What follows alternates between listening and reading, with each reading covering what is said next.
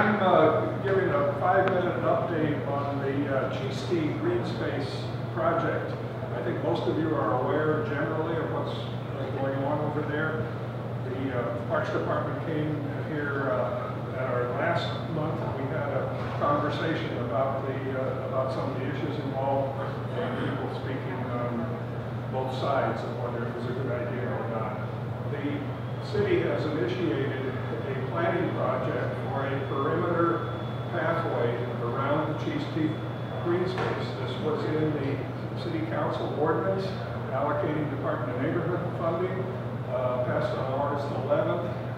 And what the Parks Department has done is create a project advisory team, a PAT or PAT as we call it. There's 12 members on it. That group held its first meeting last Thursday night down at the Rainier Community Center. 10 of the 12 people were in attendance, and it was scheduled for 3 hours. So pardon me if I don't summarize the whole 3 hours. More information is available on the project website, which should be printed on your agenda for tonight, and I would urge you to go there. They have made some updates either last night or this morning. The project advisory team, they have a facilitator to keep things rolling. And at the meeting yesterday, I said only 10 of the 12 were there. Christopher Williams, the superintendent of the Parks Department, was there. He made some introductory comments, as did Tom Tierney, the chair of the Board of Park Commissioners, the advisory board that works with the Parks Department. Also there was Doug Critchfield, who's the project manager for the Parks Department, and Maggie Johnson, the landscape architect that will be developing the proposal. There were 2 issues that came up that I do want to mention. The first one was the makeup of the PAT. We wanted it to be broadly representative of the community surrounding the Cheesty Greenbelt, but it turned out not to be that way. There's only 2 or 3 people of color on the team. It's weighted male to female 2 to 1. There's nobody there from the mountain bike advocates, believe it or not, and nobody from the Rainier Vista. There's no youth there. Everybody is in the 40 and over category. So they really missed the mark in terms of not being representative.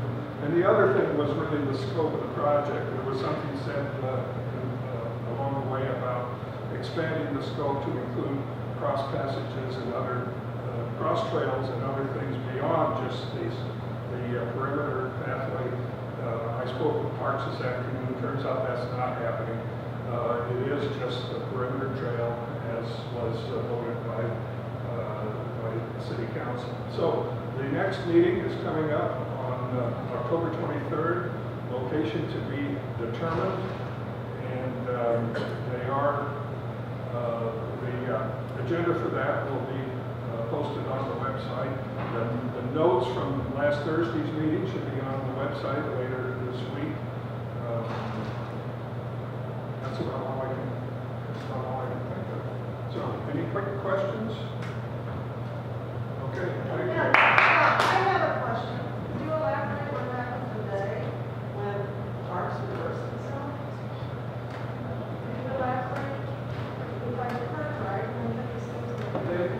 It was apparently a miscue of some kind. I didn't get the details. I just know that they have confirmed that it is the project that was voted on by City Council, and which in fact is what had been in all the materials handed out in the run-up to the first meeting of the PAT. When they asked for people to volunteer to serve on the committee, it was to develop the trail period. So somehow the miscue went so far as to the landscape architect who put together this program. I'm giving you all that I have.